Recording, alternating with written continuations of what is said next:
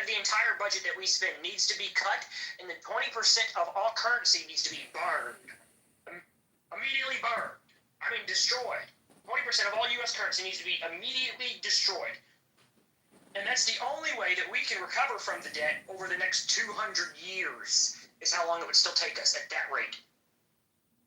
See, the debt is... And that's what we use. We would still have the exact same GDP. Here's the biggest problem. We would be spending 80% of the GDP on paying the debt, and it would still take 200 years. We would be able to afford basic government functions like paying Congress, Senate, President, Secret Service, and the military. But other than that, everything else would have to be cut.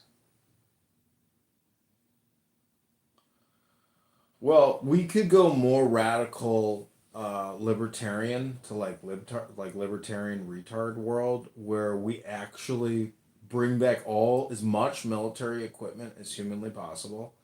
We store it all. We end all federal jobs, and basically we do a complete revolution where we take over the Federal Reserve. We take over all branches of government. Like, basically, the whole thing has to essentially dissolve. There's no more income tax. There's no more corporate tax. There's only pocket-sized constitutions, 38s, and 1,000 rounds of ammunition. And well, that's a great dream, but that one would not be sufficient enough to fix the problem and keep the republic going.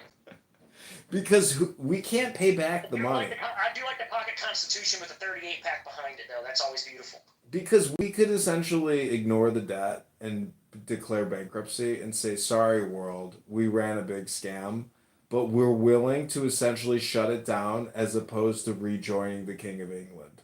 That's my point, is like, if this merger is happening, like, you're going to see just how automated and roboticized everyone is. People will just accept this as being like, cool, you know?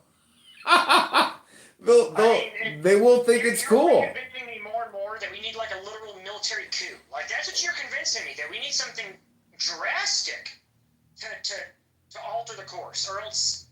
Well, every without... path leads to, it's like Thanos right now, where I'm Doctor Strange. How many options do you win after the 14 million you just saw? Only one. But see, this is the rise of Napoleon. Will we have a Napoleon? I doubt it. Yeah, his name is James Snyder, and I'll do it correctly. Good luck. I don't think that... See, this is the thing. The spirit can do... I don't know if you know what the word Napoleon means in French, but it means lion in the thicket. It's a word for the Holy Spirit.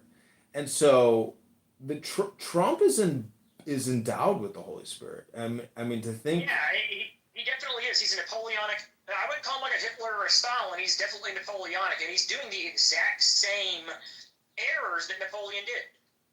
Well, that's the thing is... I think Trump is so mercurial that when he gets to England, see, he's the kind of guy who can get blackmailed, but he can still dislike you and throw a stick in your eye. See, when you get blackmailed and you get co-opted or essentially corrupted and you can't turn away from it because your hands are so dirty now, you still get angry with people who are disgusting, or, you know, because Trump seems to be like a very fastidious man, you know, like exacting. And he's got a lot of class, a lot of style. So it's like, if he goes over there to sign a compact or some type of new charter without congressional and Senate approval, well, then now he really does become like Napoleon of the Republic. And you may love him or you may hate him. And that's the thing where it's like, I just don't see violence breaking out. I think we're all going to get hypnotized because the cell phone is really you now. You barely exist. And if the programming goes to your cell phone, 80 to 90% of the population will do whatever their cell phone tells them. So that's the type of automatons we're living with. It's definitely like Matrix and Neo. Like, you will be walking amongst people who have no idea that they are just simulations in the Matrix, and they're actually sitting in an energy pod, you know, on some fucking, you know, storage harvesting. Yeah, that's essentially what we have now. And, you know, I always love the Napoleonic comparison with Trump because the 2020 election is what I use. It was almost exactly like Napoleon being exiled after losing, and he had to go sit on, what is it, St. Mary Island or a different island,